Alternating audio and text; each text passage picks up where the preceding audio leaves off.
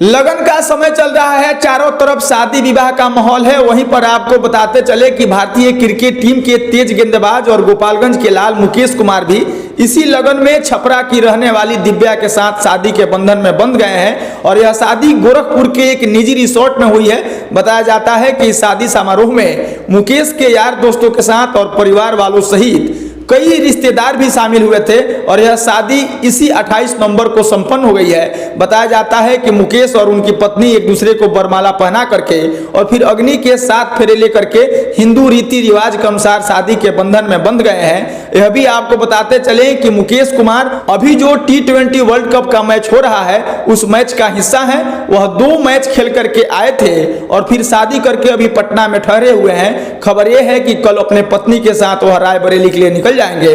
और वहीं उनके काकड़ कुंड पैतृक निवास पर 4 दिसंबर को इस शादी को लेकर के एक रिसेप्शन रखा गया है। आपने देखा होगा कि सूर्य कुमार यादव के अगुवाई में T20 खेल रही भारतीय टीम, जिसमें मुकेश कुमार गेंदबाजी कर रहे थे और दोनों मैचों में मुकेश कुमार ने काफी किफायती गेंदबाजी की है। और यह भी आपने देखा होगा कि जिस दिन उनकी शादी हो रही थी उस दिन इस T20 वर्ल्ड कप का तीसरा मैच हो रहा था। और यह भी खबर है कि मुकेश कुमार शादी के लिए आ गए थे और उधर मैक्सवेल ने भारत को हराने में अहम भूमिका निभाई है और 5 विकेटों से ऑस्ट्रेलिया ने इस मैच को भारत को हरा करके जीत लिया है। खबर यह भी है कि लोग कहते हैं, कई क्रिकेट एक्सपर्ट यह कहते हैं कि अगर मुकेश कुमार तीसरे मैच में भी गेंदबाजी किए होते तो मैक्सवेल हो या फिर ऑस्ट्रेलिया के तमाम खिलाड़ी उनके किफायती गेंदबाजी के आगे इस मैच को नहीं जीत पाते और 222 रनों का लक्ष्य को पूरा नहीं कर सकते थे।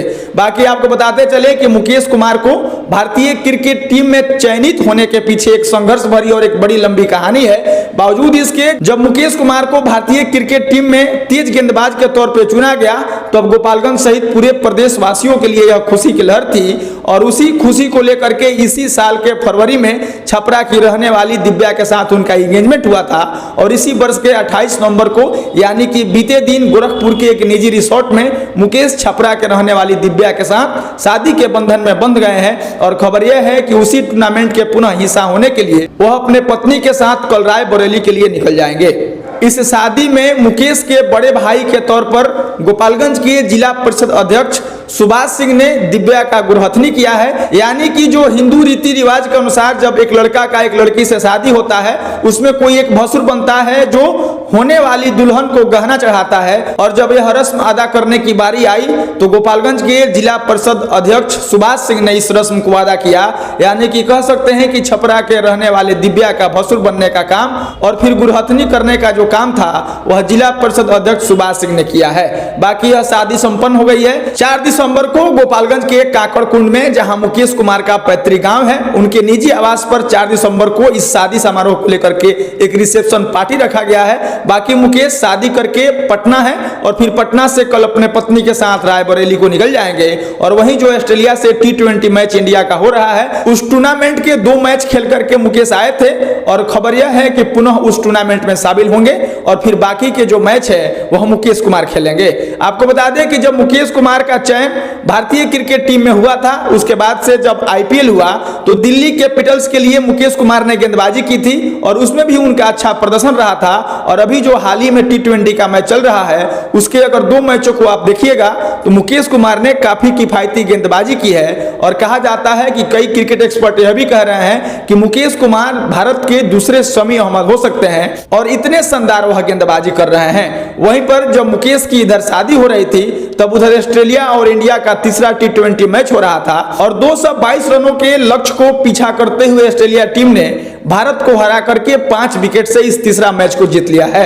बावजूद इसके इंडिया 2-0 से अभी इस श्रृंखला में इस टूर्नामेंट में आगे चल रही है। बाकी खबर यह भी है कि मुकेश जब जाकर के इस टूर्नामेंट का हिस्सा बनेंगे तो ऐसा हो सकता है कि बाकी के जो 2 मैच होंगे अगर पिछले 2 मैचों की तरह मुकेश ने अगर किफायती गेंदबाजी की तो यह सीरीज भी इंडिया जीत जाएगी। इसके पहले भी हमने और आपने देखा था कि जब मुकेश और दिव्या का एंगेजमेंट इस वर्ष के फरवरी में हुआ था तो मुकेश और दिव्या का नाचते हुए एक वीडियो वायरल हुआ था और अभी हाल ही में जो उनके शादी की तस्वीरें बाहर निकल करके आ रही है, सोशल मीडिया पर पूरे तरह से छा गए हैं मुकेश, और कह सकते हैं कि सुर्खियों में दिव्या और मुकेश अभी बने हुए हैं। हालांकि शादी संबंध संपन्न हो गया है, मुकेश पुनः उस टूर्नामेंट के हिस्सा होने के लिए निकल गए हैं, लेकिन 4 दिसंबर को उनके पैतृक निवास पर यह रिसेप्शन होना अभी बाकी है, जिसमें कई गणमान्य अतिथियों के आने की आशंका जताई जा रही है। बाकी आप जानते हैं कि मुकेश बिहार के गोपालगंज जिले के रहने वाले हैं, उनका गांव काकड़कुंड है और भारतीय क्रिकेट टीम में बतौर तेज गेंदबाज उनका चयन हुआ है। और जिस मैच में भी मुकेश को मौका मिला है गेंदबाजी करने का,